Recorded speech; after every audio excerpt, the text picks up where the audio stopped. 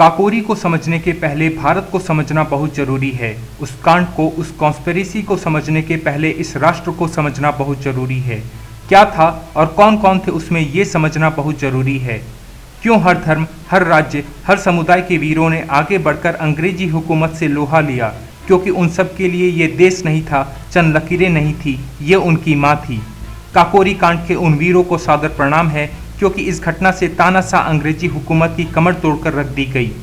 अंग्रेजों के गाल पर जोरदार थप्पड़ मारा था हिंदुस्तान सोशलिस्ट एसोसिएशन यानी HRA, जिसके प्रमुख लोग थे पंडित राम प्रसाद बिस्मिल जी, अशफाक उल्लाह खां साहब जी, पंडित चंद्रशेखर आज़ाद साहब जी, ठाकुर रोशन सिंह जी, सचिंद्र बख्शी जी, OP पांडे जी, योगेश चंद्र चटर्जी जी, प्रेम कृष्ण खन्ना जी, मुकुंदी लाल जी, विष्णु शर्मा जी, मुन्ना लाल गुप्त जी, सुरेंद्र चंद्र जी, रामकृष्ण खत्री जी, मुन्ना नाथ गुप्त जी, राजकुमार सिन्हा जी, सचिंद्र नाथ सान्याल जी, भूपेंद्र खत्री जी, जिसमें से प्रमुख अभियुक्त थे जिन्हें सजा याफ्ता के लिए 10 लोगों को चुना गया था, वो थे पंडित राम प्रसाद बिस्मिल जी, अशफाक उल्लाह खां साहब जी, ठाकुर रोशन सिंह जी, केशव चक्रवर्ती जी, राजेंद्र लाहानी जी, पंडित चंद्रशेखर आज़ाद साहब जी, सचिन बख्शी जी, OP पंडित जी, मुन्ना नाथ गुप्त जी, मुरारी लाल खन्ना जी, मुकुंदी लाल जी और भंवारी लाल जी।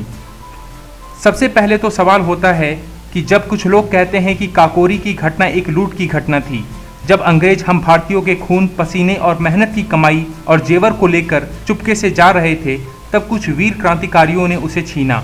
अपने सामान को जो चोरी से कोई और ले जा रहा हो, उसे वापस लेने में लूट की घटना कैसी? काकोरी कॉन्स्पिरेसी 9 अगस्त सन 1925 की वो रात जो काकोरी में हुआ, जिसे अंग्रेज अपने सपनों में भी नहीं सोच सकते थे, और अंग्रेजी हुकूमत की गाल पर एक जोरदार थप्पड़ लगा। इसे ऐसा समझिए कि उनके ही पैरों को उनके गर्दन की में चारों ओर लपेट दिया गया हो। आखिर जरूरत क्या थी काकोरी कांड की? क्यों लूटपाट पर आना पड़ा? क्योंकि उस समय उन लुटेरों के खिलाफ एक लुटेरापन ही माकूल जवाब था। 9 अगस्त सन 1925 रात 2:42 8 सहारनपुर लखनऊ पैसेंजर ट्रेन को रोका गया। जिन लोगों ने उस पैसेंजर ट्रेन को रोका, उसमें थे सचिंद्रनाथ सान्याल जी और योगेश चंद्र चटर्जी जी, जो बहुत बड़े क्रांतिकारी थे, जो HRA यानी हिंदुस्तान सोशलिस्ट रिपब्लिकन, जो बाद में HSRA हो गया, उसके बंगाल के कर्ता धर्ता माने जाते थे। और बंगाल में उस समय क्रांति की एक बहुत बड़ी लहर चल रही थी। सन 1921, 1922 और 1923 की क्रांति का बंगाल एक केंद्र बन चुका था। और उस समय एक ऐसा हादसा हुआ कि क्रांतिकारियों को काफ़ी परेशानी होने लगी थी, और वो हादसा था कि सचिंद्रनाथ सान्याल और योगेश चंद्र चटर्जी जी, ये दोनों पकड़े गए।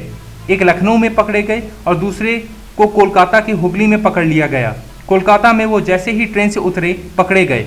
समस्या ये नहीं थी कि पकड़े गए, बड़ी बात ये थी कि उनके पास हिंदुस्तान सोशलिस्ट रिपब्लिकन पार्टी यानी क्रांतिकारियों की पार्टी का पूरा लिटरेचर पकड़ा गया था।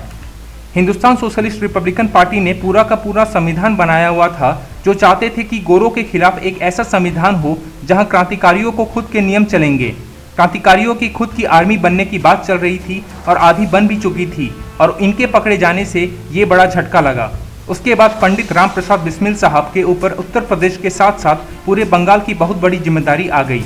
पंजाब में एक अलग आंदोलन चल रहा था, मद्रास में अलग आंदोलन चल रहा था, रानी कित्तूर चिम्मा के लोग अलग आंदोलन कर रहे थे। उस समय पूरे देश में लगभग 322 जगह आंदोलन चल रहे थे, जिसमें 9,57,322 गिरफ्तारियां हुई थी। इतनी बड़ी गिरफ्तारियां दुनिया के किसी अन्य देश के इतिहास में कभी नहीं हुई है। इसके बाद 1924 में पंडित राम प्रसाद बिस्मिल साहब ने ये समझा कि अब हमें अंग्रेजों के जुर्म का जवाब हथियारों से ही देना पड़ेगा। तब 1924 में काकोरी के लिए प्लानिंग शुरू हुई थी। 4 जर्मन माउजर्स मंगाए गए थे। इन जर्मन माउजर्स को लाने के लिए क्रांतिकारी भारत से जर्मनी गए और 4 जर्मन माउजर्स लाए थे। उन जर्मन माउजर्स की खासियत ये थी कि उन जर्मन माउजर्स के बट में एक रिंग था, जिसे लगाकर उसे राइफल बनाया जा सकता था। जैसा आज इम्पोर्टेंस AK-47 और AK-56 का है, ठीक वो इम्पोर्टेंस उस समय उन राइफल्स का था।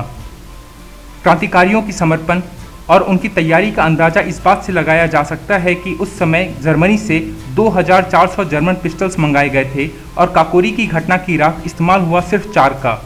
आप इस बात का अंदाज़ा लगाइए कि जब सिर्फ 4 जर्मन पिस्टल से इतनी बड़ी घटना को अंजाम दे दिया गया, तो अगर 4 की जगह 2400 जर्मन पिस्टल्स का उपयोग होता तो अंग्रेजों का क्या हाल होता। इन पिस्टल्स को सारे क्रांतिकारियों में बांट दिया गया था, क्योंकि अब ये शस्त्रों की लड़ाई थी जो विचारधारा की लड़ाई से भी ऊपर हो चुकी थी। क्या थी काकोरी की घटना की आगे की कहानी? क्यों एक क्रांतिकारी ने अपनी जिंदगी के अंतिम समय में अपनी मां को अपने खून से खत लिखा, बताएंगे अगले भाग में। और भी इंटरेस्टिंग वीडियोस के लिए सब्सक्राइब करें इस चैनल को, लाइक करें इस वीडियो को, बताएं अपने कमेंट्स में क्या सोचते हैं आप काकोरी घटना के बारे में, और शेयर करें इस वीडियो को। जय हिंद।